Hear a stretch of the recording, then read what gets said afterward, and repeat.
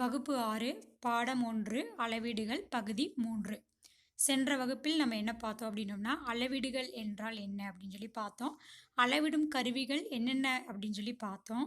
அதற்கு பிறகு நீளத்தை அளத்தல், எவ்வாறு நீளத்தை அளவிடலாம் அப்படின்னு சொல்லி பார்த்தோம். அளவிடும் கருவிகளான அளவுகோல், அளவு நாடா, கூம்புக்குடுவை, தராசு, கடிகாரம் இதை பற்றி பார்த்தோம். நீளத்தை அளத்தல்ல 2 விதமான முறைகள் நம்ம பார்த்தோம்.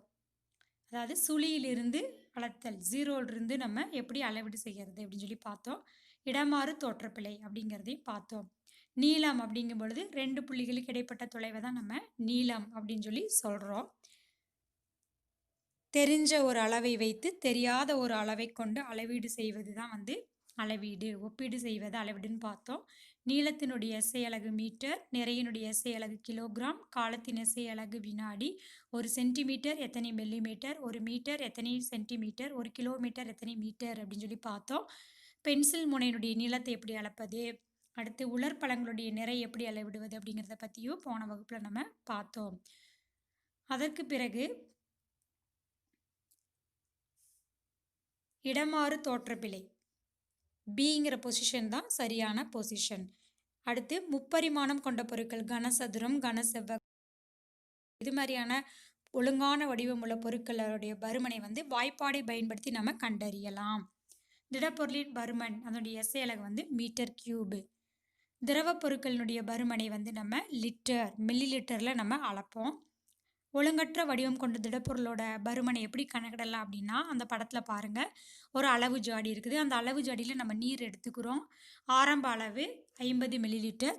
அடுத்து ஒரு ஒழுங்கற்ற வடிவம் கொண்ட கல்லை நூலில் கட்டி தொங்க விடும் பொழுது அதனுடைய இறுதி நீர்மட்டம் 75 மில்லிலிட்டர். அப்போ அதனுடைய பருமனை எப்படி கண்டுபிடிக்கலாம்? இறுதி நீர்மட்டம் மைனஸ் ஆரம்ப நீர்மட்டம், 75 மைனஸ் 25, 75 மைனஸ் 50, ஸோ 25 மில்லிலிட்டர் கிடைக்கும். ஸோ ஒரு மில்லிலிட்டருங்கிறது ஒரு சென்டிமீட்டர் கியூப், அதாவது ஒரு கன சென்டிமீட்டருக்கு சமம். ஸோ அந்த ஒழுங்கற்ற வடிவமுள்ள அந்த கல்லினுடைய பருமன் 25 கன சென்டிமீட்டர். நெக்ஸ்ட்டு நிறை. ஒரு பொருளினுடைய நிறை அப்படிங்கிறது அந்த பொருளில் இருக்கக்கூடிய பருப்பொருளினுடைய அளவை தான் என்ன சொல்கிறோம் அப்படின்னோம்னா நிறை அப்படின்னு சொல்லி சொல்கிறோம். எடை அப்படிங்கிறது என்ன? நிறையின் மீது செயல்படக்கூடிய புவியீர்ப்பு விசையத்தான் என்ன சொல்கிறோம் அப்படின்னோம்னா எடை அப்படின்னு சொல்லி சொல்கிறோம். ஸோ நிறை மற்றும் எடை. இப்போ நிறைய எப்படிலாம் அளவீடு செய்யலாம் அப்படின்னோம்னா நம்ம எல்லாருக்குமே தெரியும். நம்ம பொதுத்தராசு நம்ம எல்லாரும் பார்த்துருக்குறோம். ஸோ பொதுத்தராசை பயன்படுத்தி நிறையை அளவீடு செய்யலாம். அதே மாதிரி மின்னணு தராசை பயன்படுத்தி அளவீடு செய்யலாம். உணவுப் பொருட்கள், மளிகை பொருட்கள், ஆபரண பொருட்களினுடைய எடையை துல்லியமாக கணக்கிடுவதற்கு மின்னணு தராசை நாம் பயன்படுத்தலாம். திரவங்களும் வாயுக்களும் எதனால் அளவீடு செய்யப்படுகின்றன? லிட்டரால் அளவீடு செய்யப்படுகின்றன. காலம். காலம் என்பது மாறக்கூடிய ஒன்று. இரவு, பகல், பருவங்கள் அப்படின்னு சொல்லி நமக்கு காலமானது மாறுது. அதை எப்படி நம்ம அறிந்து கொள்ளலாம்? ஆரம்ப காலங்களில், முற்காலங்களில் மணல் கடிகாரம், நீர்க்கடிகாரம், சூரிய கடிகாரம் அப்படிங்கிறத பயன்படுத்தி அவங்க காலத்தை கணித்திருக்கிறாங்க.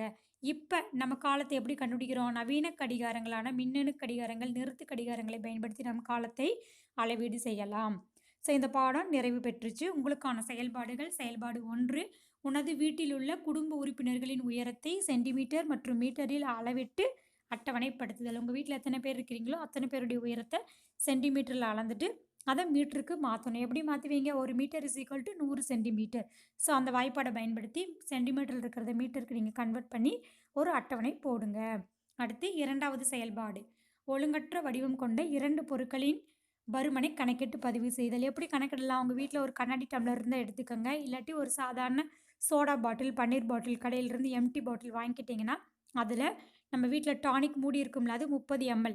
ஸோ ஒரு மூடி ஊற்றுனீங்கன்னா 30, ஸோ 30 mlன்னு குறிச்சிக்கோங்க. அடுத்த மூடி ஊற்றுனீங்கன்னா 60, அப்படி அதில் அளவு குறிச்சிக்கோங்க. 30, 60, 90, 120ன்னு குறிச்சிட்டு ஃபஸ்ட்டு ஆரம்ப அளவு ஒரு 100 ml வச்சுக்கிட்டீங்க அப்படின்னா எந்த ஒழுங்கற்ற வடிவம் கொண்ட பொருளுக்கு பார்க்கணுமோ அதை பார்த்து இறுதி அளவு கண்டுபிடிச்சி நமக்கு வாய்ப்பாடு தெரியும். இறுதி அளவீடு மைனஸ் ஆரம்ப அளவீடு கண்டுபிடிங்க. ஸோ அடுத்த வகுப்பில் நம்ம மீண்டும் சந்திக்கலாம். நன்றி.